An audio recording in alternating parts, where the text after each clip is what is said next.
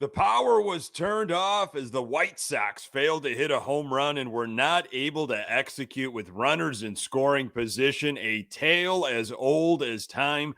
Dylan Cease did his job, but Tim Anderson could not field a routine ground ball, and Sox hitters provided very little offensive support. White Sox won this series, but a sweep of the Cleveland Guardians is what they needed. Sox will play host to the Kansas City Royals for a 3-game series starting on Friday with Michael Kopech on the mound. You are Locked On White Sox, your daily Chicago White Sox podcast. Part of the Locked On Podcast Network, your team every day.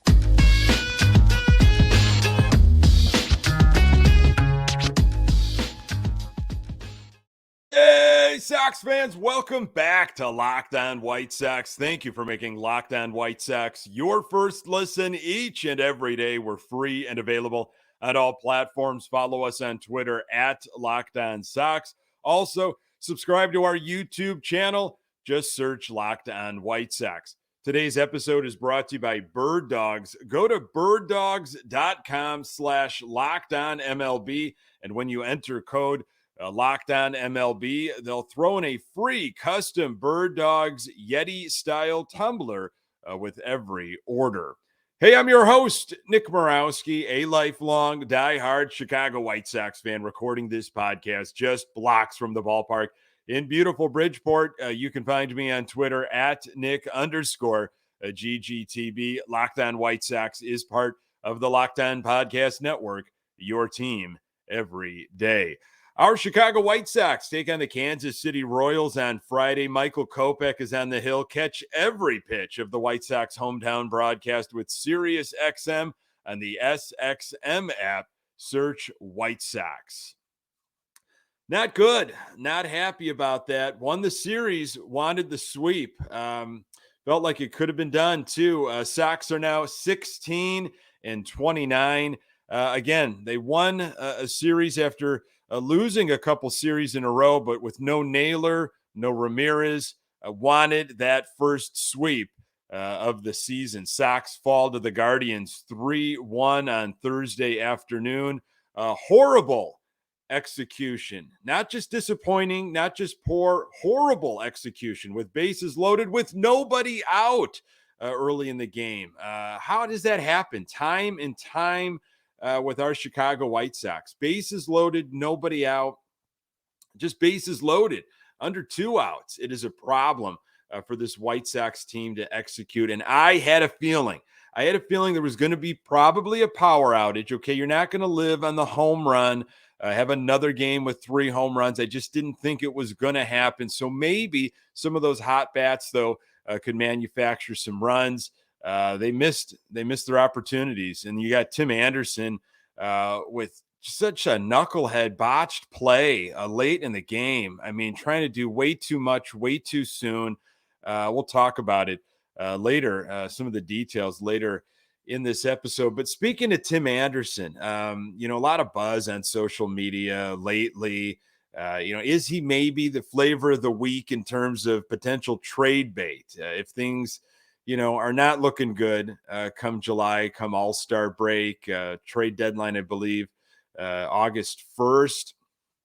Is he someone, that could be gone off of this team? He has voiced up over the years, hey, I want to be in a White Sox uniform the rest of my career. I like it here. And I don't know. I don't know if the Sox are going to pay him. I don't know what he's worth right now. Lately it felt like it's been Lucas Giolito talking about him maybe being dealt at the deadline. And there's other guys with the way Joe Kelly's been pitching, he could be somebody if the Sox are going that direction. And now I think we're kind of on Tim Anderson. A poor defense, doesn't want to be here. Again, I don't buy into all of that. That was caught on a video in the Astros series last weekend. Look, Tim Anderson is he's never going to win a Gold Glove. I mean, but that's not a surprise. I think he's got still a lot of value with his bat at the top of the lineup. He's got a track record there. But he does not seem like the same Tim Anderson. I don't know if you felt that lately. Sprained knee, has limited his games this year. However, since coming back, he's played in 14 of 15 games. Anderson has seen his average drop from 298 to 264 with 0 home runs. Does Pedro Grifol drop him in the lineup eventually? Would Tim Anderson shift to second base? I think Tim Anderson drops in the lineup before moving to second base. However, I really don't think Pedro's going to ever drop Tim Anderson. I just don't feel it. Tim Anderson he's got a resume. He's got a reputation to be up there at the top of the lineup. And after listening to what Grifol said about Luis Robert when Robert was struggling, now he did move Robert around. I don't know if he's going to drop Anderson out of that one spot. We will see. But maybe a potential trading partner could see some value in putting Tim Anderson at second, like he did in the World Baseball Classic. So tough play, though. Just a horrible situation late in the game. Critical. Needed to have that play. No excuses there. I did not want to see a getaway day lineup on Thursday, but I felt like that's what we got. Sheets did not play, one of the hottest hitters we've got. Marisnik was in right field. Moncada was not in the starting lineup. Good to see Yasmani Grandal back in the lineup as a designated hitter after that leg issue scare in the previous game. So after 2 games with a combined 15 runs, 31 hits, and 2 victories, why not just keep the same lineup when you had the positive results? I'm guessing because there was a lefty on the mound. LT Allen was the lefty on the mound for Cleveland. He went 5 2/3 of an inning, 7 hits, 1 earned run, 1 walk, 5 strikeouts. He had some deception with that 92, 93 mile per hour fastball. Grifol and some of the players were talking about it after the game, the way he was hiding that pitch. It kind of jumped up on them. Still no excuses there. I remember when the Sox hitters used to just absolutely smash left-handed pitching. It was like we couldn't wait for a lefty to be on the mound. Those days are long gone, it feels like. A loss is a loss, Sox manager Pedro Grifol said after the game. But this loss right here, we had opportunities to do some things here. We had won the previous 2 games. We had an opportunity to win this third one. And that second inning was a nice opportunity to put a crooked number up there and get ahead early with our opening day starter on the mound. We didn't capitalize in that second inning and just kept the game 0-0. And at that time, anything can happen. Guardian starter Logan Allen threw the ball really well. I thought we got more comfortable as the game went on against him. We had a chance to just bring that momentum, keep that momentum over to our side, and we didn't do it early. We chased a little bit, but at the same time, I don't know if you can say we chased because he was around the zone the whole time, and a lot of those were strike to balls, and those were good pitches. But again, bases loaded, nobody out. We score a couple there. We bring the momentum our side, and with Cease on the mound, we're feeling pretty good. I mean, simple translation. It's simple. You have to score with the bases loaded, nobody out. You have to be a complete team, a balanced offense. Loved seeing the home runs the first 2 games of the series. Again, the whole saying, ball goes far, team goes far, guaranteed rate field should be an easy park for our White Sox to beef up the home run numbers. It just, for some reasons, it just doesn't happen. Still waiting on Benintendi to hit his first home run. This Sox team, any team, you just can't live on the home run, right? So as we've seen as Sox fans over the years, when they score a lot of runs, it's usually one game. I was kind of surprised they went back-to-back, had double-digit hits in the first 2 games of the series, 6 home runs combined, 3 each game. It was like, wow, usually they explode one night offensively and then they're quiet. Well, they exploded 2 straight games, and then the third just went absolutely quiet. And, that's where you have to be, a team that says, okay, we don't have the home run ball. We've got a different lineup. There's a lefty on the mound. Grifol's going with the handedness stuff. So we've got to manufacture. We've somehow have got to get the job done. And that was just so frustrating. If the Sox are going to climb out of this hole, and it's a bad hole, it's a deep hole, but this is the time to do it. With this AL Central stretch, they've got to be a complete balanced team. And now the bullpen has come around. They're throwing the ball well. We've got Crochet back. He pitched on Thursday. Dylan Cease has put together a couple good starts. Lance Lynn had a good one. Clevenger, not too bad in game 2. We'll see what Kopech can give us. But this offense has got to be complete and balanced, not just living by the home run.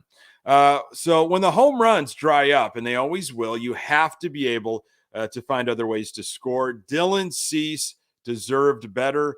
More on that in a moment. Today's episode is brought to you by Sorare. Our new sponsor, Sorare, is a revolutionary fantasy baseball game and marketplace transforming fans into owners with officially licensed digital cards featuring players from across all 30 MLB teams. Unlike other fantasy baseball platforms, Sorare managers truly own their fantasy experience, collecting, buying, selling, and competing with player cards against global opponents to win epic rewards. Win or lose, you still own your cards and there's no cost to play. Plus, the more you win, the more you advance, collecting increasingly powerful cards and accessing next level competitions and rewards. Head to sorare.com/lockedon. That's spelled SORARE.com to draft your team of free player cards. Set your lineup and start competing today to win epic rewards. Again, that's sorare.com/lockedon to start playing today. The White Sox play the Kansas City Royals on Friday. Catch every pitch of the White Sox hometown broadcast with SiriusXM on the SXM app. Search White Sox. On Thursday, Sox fell to Cleveland 3-1. We'll go to the second inning here. This is really, I think this could have been the game. I don't know. Bottom of second. Jake Burger led off with a single between third and shortstop. Burger does not get cheated when he swings the bat. Yasmani Grandal with a 2-strike base hit to left field. Again, nice to have him right back in that lineup as he's hovering around 300. Yasmani Grandal is hovering around 300. Benintendi attempted a bunt and almost got a face full of baseball. Why bunt? I don't understand that. Especially early in the game. It's like, hey, we just put up 15 runs, 31 hits in the last 2 games. Why are you going to bunt? I don't know. Benintendi walked on 4 straight pitches. Bases loaded, nobody out. Hanser Alberto, the Cactus League king, lengthy at bat, falling off a lot of breaking balls and an infield pop out. Sebi Zavala struck out. And Marisnik getting the start in right field, struck out looking. And there you go. Sox are 23rd in all of baseball with the bases loaded. Cleveland, 28th. Okay, I can't believe there are 7 other teams worse than the White Sox with the bases loaded. So after a day that saw the Sox generate a lot of production from the bottom of the order, Sox 6 through 9 hitters were 3 for 14 on Thursday with 5 strikeouts. Zavala had 3 Ks, but he did have the lone RBI. We'll go bottom of 4th. Benintendi with a 1-out double. Again, he can do that. I still don't understand why he was bunting in that situation with 2 guys on. Anyway, he let off with a double in the 4th. Hanser sacrifices Benintendi to 3rd, but maybe he was trying for a base hit. Jason Benetti was talking about how odd of a choice that was for Hanser Alberto to bunt because he was in the lineup based on what he does against left-handed pitchers. Zavala flipped a 2-out base hit over the second baseman's glove to make it a 1-0 game. 5th inning, 2 outs, nobody on, and Cease threw a belt-high fastball to Arias, and he smashed it for a home run. Maybe a mental lapse by Cease there. Cleveland tied it up at 1. Top of 7, this is where it got really dicey. Cease was still in the game with 77 pitches on his arm, which that in itself is really bizarre and rare. So up to this point, Cease had only issued 3 hits, 1 earned run. It was that home run. a walk, and 3 strikeouts, only 3. Maybe that kept him in the game longer. He was able to limit his pitch count, and I think that's the thing for Cease. Love to see the strikeouts, but since he is such a strikeout hitter, and the amount of times that he'll have a lengthy at bat because hitters are fouling off that slider, that breaking pitch, and he's going 3-2 over and over. Those pitches, man, they pile up. So not as many strikeouts, but he could go deeper into a game. We'll see what happens in that next start of his. So a 1-out hit by Brennan, then a double by Arias. Again, he was the guy that hit the solo home run earlier in the 5th. So second and third with only 1 out. Cease now with 89 pitches on the arm. Grifol made a visit and decided to leave Cease in the game. A knuckle curve to Rocchio to start him off, then another knuckle curve, and it was a chopper to TA. He was playing infield in. He bobbles it and let it get past him. Looked like he was trying to throw home before he had the ball, but absolutely no excuses there. Tim Anderson has to make that play. Cleveland scored 2-1. Cease's day is now done. Santos came in the game after a long at-bat. Gallagher took a 2-2 slider that did nothing and ripped it into left field. Another Cleveland run scored. 3-1 Guardians. That was essentially it. Bottom of the 7. Sheets did not start the game. He came in to pinch hit, but no home run magic. Sox went quietly in the 7th. Bottom of 9. Sox had the tying run at the plate, but nothing came of it. A lot of opportunities. Again, that second inning, just mind-numbing. So aggravating. Dylan Cease's final line, 6 1/3, 5 hits, 3 earned runs, 1 walk, 3 strikeouts, 1 home run. His ERA now 4.78. He threw 91 pitches in the game on Thursday. We're definitely on the right track. I was doing a good job of pouring in strikes, Cease said. I didn't necessarily have my sharpest stuff, but pounding the zone, definitely more room to go, but definitely much better than my previous couple. Anytime you get the loss, it's disappointing. I thought he looked pretty good, actually. But again, Cleveland's offense, bottom of the barrel in all of baseball, especially with no Naylor and Ramirez.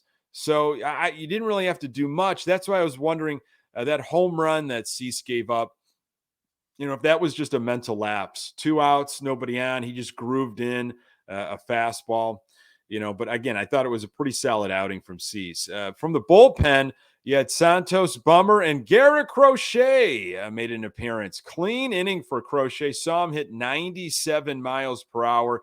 It's good to have that power lefty arm out of the bullpen.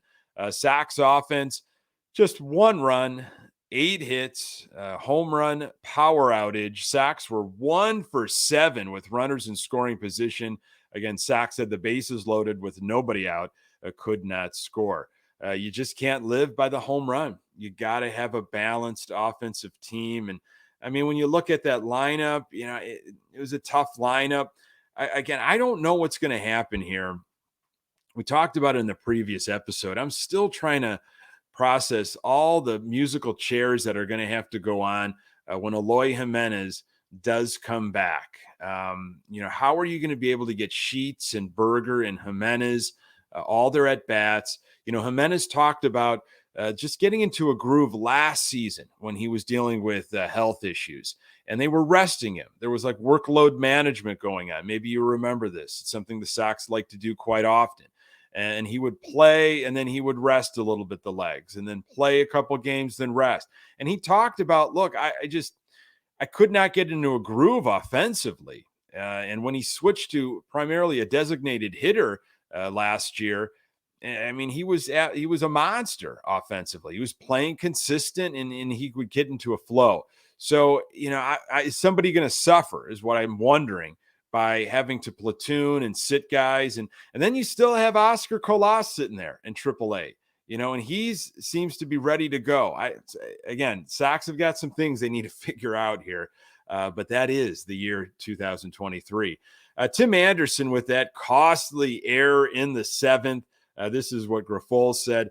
He was in good position. He was literally standing right there, infield in, feet shoulder width apart, ready to go. I mean, He looked like a little league player, taking ground balls, taking fungo ground balls, just waiting for that ball to get to his glove. He moved his feet. Just one of those plays, Grifol said. I'm sure he'll make it 9 out of 10 times, but Thursday he didn't. That does not make me or any White Sox fan feel good. Not at all. The last time the White Sox saw the Royals, it did not go well. Hopefully a change of scenery will do the trick. More on that in a moment. Today's episode is brought to you by Birddogs. Look, these pants and shorts from Birddogs, unbelievably comfortable, versatile, and they just fit right. They move with you. They give me the freedom to wear one pair of shorts on the golf course, spend some time with friends, catch a Sox game, cut the grass, other errands around the house, go for a run or walk, and then hang out with the family at a barbecue. I'm going to wear these. I've got a first communion party I've got to go to down in the suburbs. I'm going to wear them there, probably come home, do some errands around the house. I mean, they are extremely comfortable. Love the stretchy fabric, and they are far more comfortable than any other shorts I own. Perfect fit and an absolute must-have for the summer. I think things are really starting to turn the corner here in Chicago, especially. Hopefully we don't go back down to the 50s. So go to birddogs.com/LockedOnMLB. And when you enter promo code LockedOnMLB, they'll throw in a free custom Bird Dogs Yeti style tumbler with every order. White Sox and Kansas City Royals on Friday for a 3-game series. It's going to go Kopech, Giolito, Lynn. Kopech, oh boy, man, not what I thought at all we were going to get from him so far in 2023. I don't think he knows what's going on here. He is 1-4 with an ERA of 5.74 and 41 strikeouts in 8 appearances this season.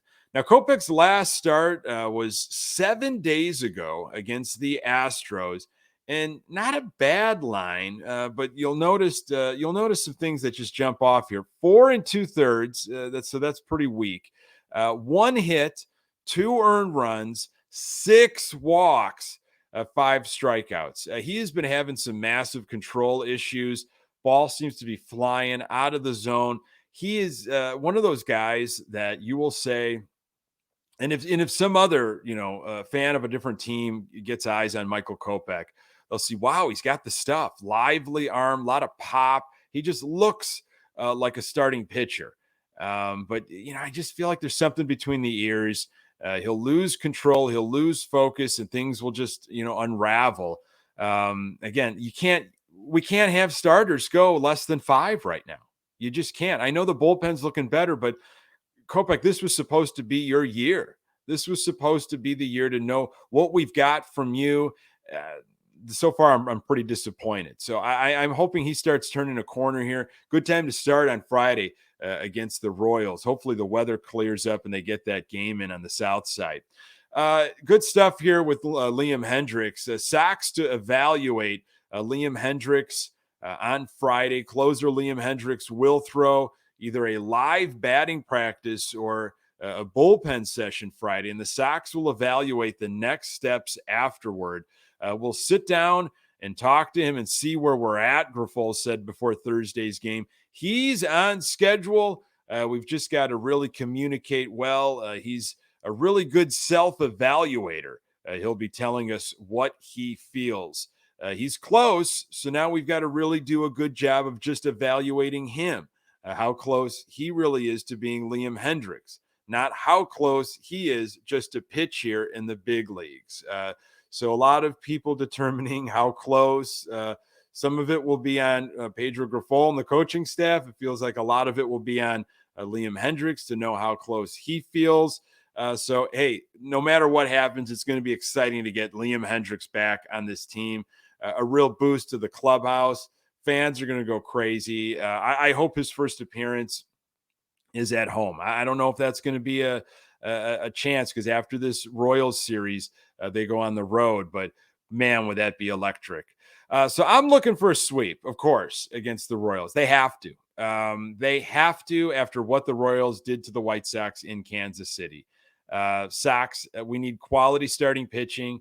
I'm feeling much better about the bullpen, and I'm just looking for a better, offensive execution. Yeah, we want the home runs, but what are you going to do when you get those guys in runners in scoring position? How can you get those guys over and in? We need it because the Sox have a day off on Monday, and then there's 3 in Cleveland, followed by 4 in Detroit. But look, still, I'm going with this one game at a time.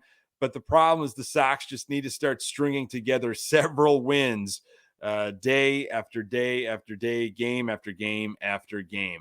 Hopefully you have a wonderful weekend. You get out there on Saturday, get that White Sox 83 track jacket. That looks really nice. I appreciate you making time for the White Sox, Locked On White Sox podcast. We are on Twitter at Locked On Sox. You can find me on Twitter at Nick_GGTB. Don't forget to subscribe to our YouTube channel and get any questions or comments you have in at lockedonsox@gmail.com. White Sox take on the Royals on Friday on the South Side. Catch every pitch of the White Sox hometown broadcast with SiriusXM on the SXM app. Search White Sox. Thanks for making Locked On White Sox your first listen every day. Hey, everydayers, on the next episode, I will recap the weekend that was for our White Sox against the Royals. Appreciate you making time for the Locked On White Sox podcast. I'm Nick Morawski. Until next time, go Sox.